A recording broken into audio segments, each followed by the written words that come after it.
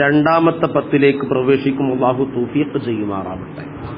ഒന്നാമത്തെ പത്ത് അള്ളാഹുവിന്റെ വിശാലമായ റഹ്മത്ത് ചൊരിയുന്ന പത്താണ്. അതിനെ സംബന്ധിച്ച് കൂടുതലായി നമ്മൾ സംസാരിച്ചിട്ടില്ല.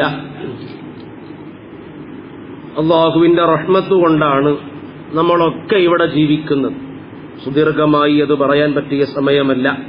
നബി സ്വല്ലല്ലാഹു അലൈഹി വസല്ലം തങ്ങൾ പറഞ്ഞു, അള്ളാഹു റഹ്മത്തിനെ 100 അംശിച്ചിരിക്കുന്നു.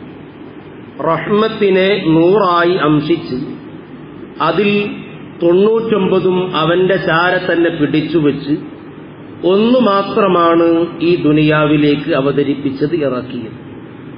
ഫീഹി യതറാഹമുൽ ഖൽഖു, ആ ഒരൊറ്റ റഹ്മത്ത് കൊണ്ടാണ് അന്യോന്യം ഈ സൃഷ്ടികൾ കരുണ ചെയ്യുന്നത്. ഇവിടെ എല്ലാ സംഘടനക്കാരും റിലീഫ് പദ്ധതികളുമായി മുന്നോട്ട് പോകുന്നുണ്ട്, സ്വാതന്ത്ര്യ പ്രവർത്തനങ്ങൾ നടത്തുന്നുണ്ട്. അതെല്ലാം അവരുടെ സംഘടനയ്ക്ക് വിലാസമുണ്ടാക്കൽ ഒരർത്ഥത്തിൽ ലക്ഷ്യമുണ്ടെങ്കിലും അതിലൊരു കരുണയുടെ ഭാഗമുണ്ടല്ലോ. അപ്പൊ ഇവിടെ പരസ്പരം ഒരു ഉമ്മ മകനോട് കരുണ ചെയ്യുന്നതും മകൻ ഉമ്മയോട് കരുണ ചെയ്യുന്നതും എല്ലാം അല്ലാഹു സുബ്ഹാനഹു വ തആല 100 ഈ ലോകത്തേക്ക് അവതരിപ്പിച്ച റഹ്മത്തിന്റെ ഭാഗമാണ്. വസിഅത്ത് റഹ്മതി കുല്ല ശൈഇ ഖാല അല്ലാഹു അസ്സ വജൽ, അള്ളാഹുവിന്റെ റഹ്മത്ത് എല്ലാ വസ്തുക്കളെയും വിശാലമാക്കിയിരിക്കുന്നു. അവന്റെ റഹ്മത്ത് കൊണ്ടല്ലാതെ ഒരു സംഗതിക്കും ഇവിടെ ജീവിക്കാനോ അതല്ലെങ്കിൽ മുന്നേറാനോ സാധ്യമല്ല. ആ റഹ്മത്തിന്റെ 10 ഇന്നത്തോടുകൂടെ അവസാനിച്ചു. നാളെ വിധിയുണ്ടെങ്കിൽ മഗ്ഫിറത്തിന്റെ 10ലേക്ക് നമ്മൾ പ്രവേശിക്കും. നമുക്ക് ദുആ ചെയ്യണം. മഹാനായ അബൂബക്കറുൽ ബഗ്ദാദി റളിയല്ലാഹു അൻഹു ഇന്നലെ സാലിന്റെ ഖാഫിയയിൽ നമ്മൾ ചൊല്ലിപ്പോയി, ഖുറാഹു ബിഹാദൽ യൗമി ആലിൻ വഫീ ഗദി ലിവാഹു ബിഹി കുല്ലുൻ നബീന ലുവദു. ഖുറാഹു നബി സല്ലല്ലാഹു അലൈഹി വസല്ലമ തങ്ങളുടെ മേന്മ, തങ്ങളുടെ മഹത്വം, ബിഹാദൽ യൗമി ദുനിയാവിൽ ആലിൻ ഔന്നിത്യമുള്ളതാണ്, ഉന്നതമായതാണ്. നബി സല്ലല്ലാഹു അലൈഹി വസല്ലം തങ്ങൾക്ക് ദുനിയാവിലുള്ള ഐഹികമായ ഈ ലോകത്തുള്ള പവർ അത് വളരെ മേലെയായതാണ്, ഉന്നതമായതാണ്. വഫീഖത്തിൻ നാളെയുള്ള പവറിനെ കുറിച്ച്, പരലോകത്തെ നബി സല്ലല്ലാഹു അലൈഹി വസല്ലം തങ്ങളുടെ പവറിനെ കുറിച്ച് പറയുകയാണെങ്കിൽ ലിവാഹു ബിഹി കുല്ലുൻ നബീന ലുവദു.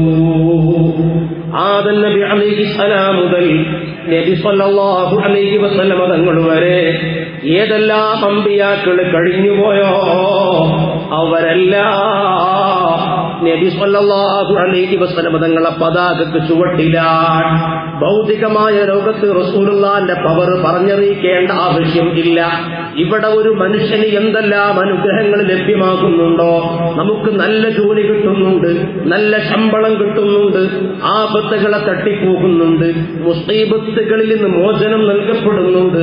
ഇമാമുന ശാഫിഈ തങ്ങൾ പറഞ്ഞത് ഇല്ലാ മുഹമ്മദുൻ സ്വല്ലല്ലാഹു അലൈഹി സബബുഹാ, ഇവിടെ ഒരു മനുഷ്യന് എന്ത് അനുഗ്രഹങ്ങൾ കിട്ടിയാലും എന്ത് പ്രയാസങ്ങൾ തട്ടിപ്പോയാലും അത് നബിതങ്ങൾ മാത്രം കാരണമാണ്.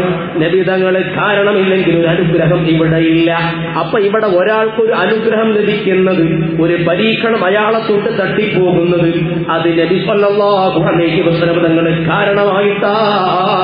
അപ്പൊ റസൂലുള്ളാഹിന്റെ ഭൗതിക ലോകത്തെ പവർ പറയേണ്ട, ആഖിറത്തിലെ പവർ പറഞ്ഞാൽ ആദം നബി അലൈഹിസ്സലാം മുതൽ ഏതെല്ലാം അമ്പിയാക്കളുണ്ടോ അമ്പിയാക്കൾ മുഴുക്കെ റസൂലുള്ളാഹിന്റെ പതാകക്ക് ചുവട്ടില. വലതു ആദമ കുല്ലുഹും തഹ്ത ലിവാഇ വഅന അവ്വലു മൻ യുഫ്തഹു ലഹു ബാബുൽ ജന്ന. നബി സല്ലല്ലാഹു അലൈഹി വസല്ലം പറഞ്ഞു, ആദമു വമൻ ദൂനഹു തഹ്ത ലിവാഇ. ആദം നബി അലൈഹിസ്സലാം മുതൽ മനുഷ്യവർഗങ്ങൾ മുഴുക്കെ എന്റെ പതാകക്ക് കീഴിലാണ്. ആദ്യമായിട്ട് സ്വർഗ്ഗ കവാടം തുറക്കപ്പെടുന്നത് എനിക്കാണ്. അന സയ്യിദുൻ നാസി യൗമൽ ഖിയാമ.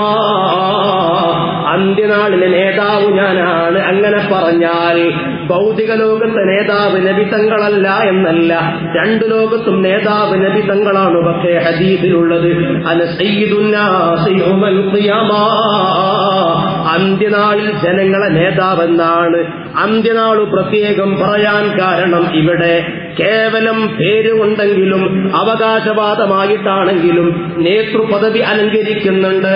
ഓരോ നാട്ടിലും അവിടുത്തെ മേലാളന്മാരുണ്ടാകും, പഞ്ചായത്ത് ഭരണകർത്താക്കളുണ്ടാകും, അതുപോലെ വീട്ടിൽ ബാപ്പ നേതാവായിരിക്കും, മകൻ അടിമയായിരിക്കും.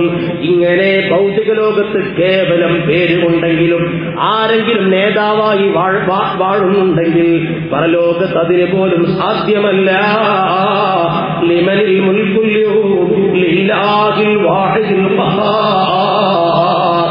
ആർക്കും അധികാരത്തിന്റെ പേര് പറയാൻ ആവശ്യമില്ല. അവിടെ ആരും അധികാരികളല്ല, എല്ലാവരും സ്വയം കാര്യങ്ങൾക്ക് വേണ്ടി നെട്ടോട്ടം ഓടുന്നു.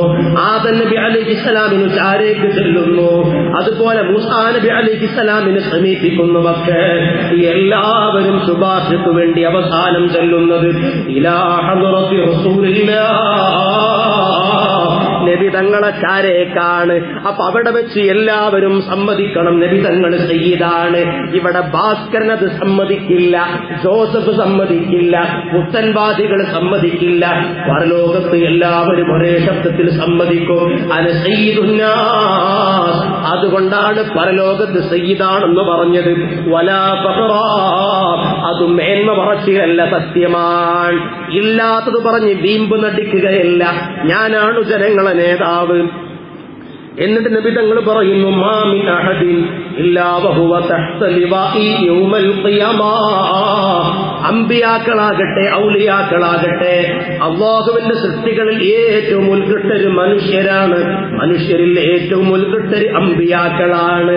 അതുകൊണ്ടാണ് നബി സല്ലല്ലാഹു അലൈഹി വസല്ലം തങ്ങൾ പറയുന്നത് ഏതു നബിയാകട്ടെ റസൂലാകട്ടെ തഹ്ത ലിവാഇ യൗമൽ ഖിയാമ, അവൻ എന്റെ പതാകക്ക് ചുവട്ടിലാണവർ. എന്തവിറുൽ ഫറജ, അവര് രക്ഷ കുതിക്കുകയാണ്, തുറവി കുതിക്കുകയാണ്.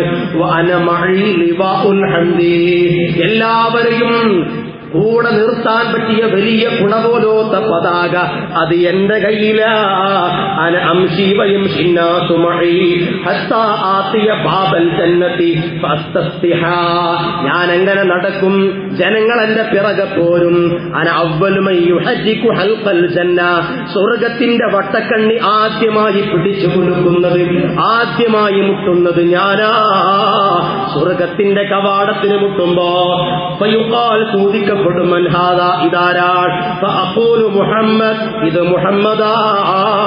ഫയുഖാലു മർഹബൻ ബി മുഹമ്മദ്, അപ്പോൾ ഒരു വിളിയാളം കേൾക്കുന്നു, മുഹമ്മദ് നബിക്ക് സ്വാഗതം.